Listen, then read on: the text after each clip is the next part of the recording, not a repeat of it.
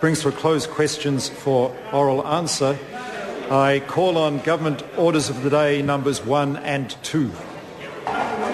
Telecommunications, TSO, Broadband and Other Matters Amendment Bill, Committee stage. New Zealand Security Intelligence Service Amendment Bill, Committee stage. I declare the House in committee for consideration of the Telecommunications, TSO, Broadband and Other Matters Amendment Bill and the New Zealand Security Intelligence Service Amendment Bill. Mr. Speaker. Mr. Chairman.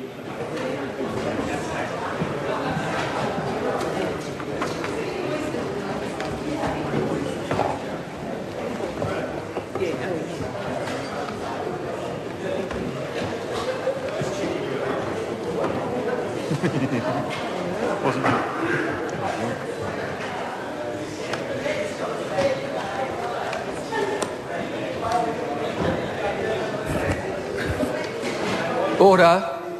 Honourable members, the House is in committee on the Telecommunications, TSO, Broadband and Other Matters Amendment Bill and New Zealand Security Intelligence Service Amendment Bill.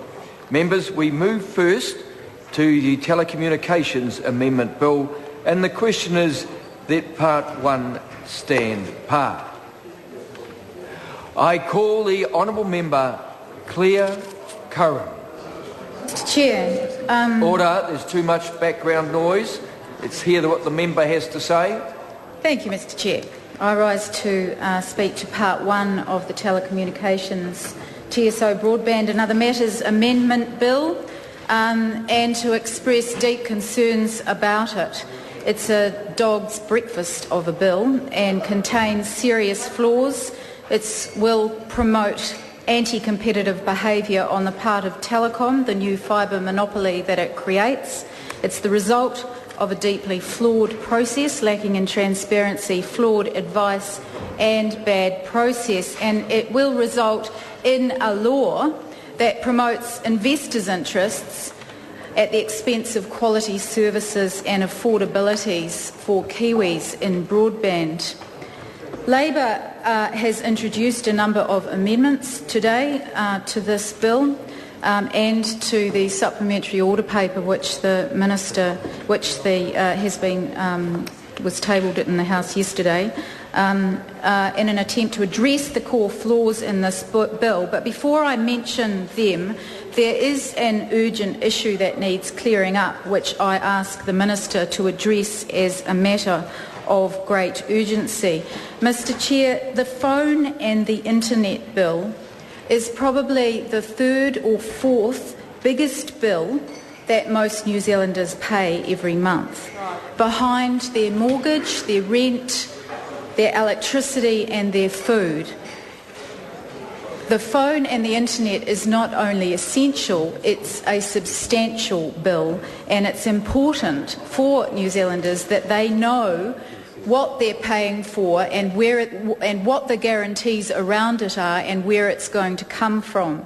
And what the government and this minister needs to clarify urgently today is that the structurally separated telecom business delivering broadband fibre can't be sold off to foreign interests and that its Kiwi share obligations will remain. And I ask the Minister to address this issue urgently, because last-minute amendments to the controversial Telecommunications Bill appear to indicate that the Kiwi share obligations will no longer be operative following the structural separation of Telecom. And those Kiwi share obligations have protected New Zealand consumers for the last 21 years since Telecom was privatised. It hasn't been perfect and it has been updated several times, but it's ensured that Kiwis have got access to a phone line at a standard rental, that they receive emergency services and that Telecom can't be wholly sold to foreign interests. The Kiwi share is broader even than those performance standards and those obligations and the foreign ownership issue. It's the public's symbolic ownership right in Telecom, and I ask the Minister to address this issue urgently, because in the SOP that he introduced to this bill, it takes out the Kiwi share obligation from the Act. It was understood that the Kiwi share obligation placed on the privatised telecom obliged it to maintain service to sparsely populated parts of the country, which would be transferred to the new Chorus company, which would then continue to operate the existing copper networks as well as the new fibre network, which was supposed to be available to 75% of consumers by 2019. The Kiwi share obligation includes a requirement for local free calling, the ability for all residential users to receive a 111 service, and a requirement that the government must consent to a purchase of more than 10% in telecom shares and to the purchase of more than 49.9% of telecom shares by overseas interests. And all references to that Kiwi share obligation have been removed from the bill in late amendments being tabled in the House.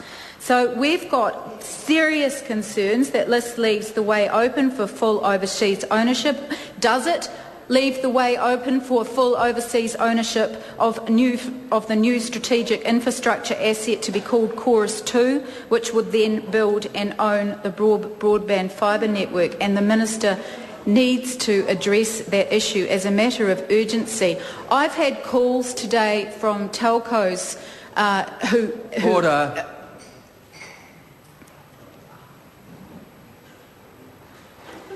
Mr. Chair, I've had calls today from telecommunications companies who knew nothing about this amendment and don't know what it means and have serious concerns. Mr. Chair. I call the honourable member Claire Curran. Thank you, Mr. Chair. Who have serious concerns that the Kiwi share obligation provisions are being removed from the Act. They don't know anything about it. They haven't been consulted. There's been no opportunity for public consultation and discussion about the implications of this issue. The Kiwi share obligation is part of the fabric of New Zealand telecommunications. It's an absolutely critical guarantee to New Zealanders. And why is it being removed from the Act? Where is it going? How can New Zealanders be reassured where they're even going to get their telephone bill from? And what organisation will it come from? And what guarantees will come from it? Even if the Kiwi share obligation is maintained within the contractual arrangements with Chorus 2, the removal of any mention of it from the Act raises significant issues of the watering down of the telco's obligations to the people of the New Zealand. So, Mr. Chair, I think it's valid to be asking the Minister today, will free calling become a thing of the past? Will residential telephone services cease to be at a standard cost? And importantly, will the new Chorus 2 entity be allowed to be wholly sold offshore? How can the Minister release a last-minute amendment into the House on such an important issue to Kiwis without a proper consultation process with the industry and the public? Why have I been receiving calls from telecommunications companies on this issue today with no idea what it means and what the implications are? He must urgently clarify whether the Kiwi share will stay, whether Chorus 2 will be obligated to provide it, and whether the Crown will prevent a full foreign sale of the infrastructure business.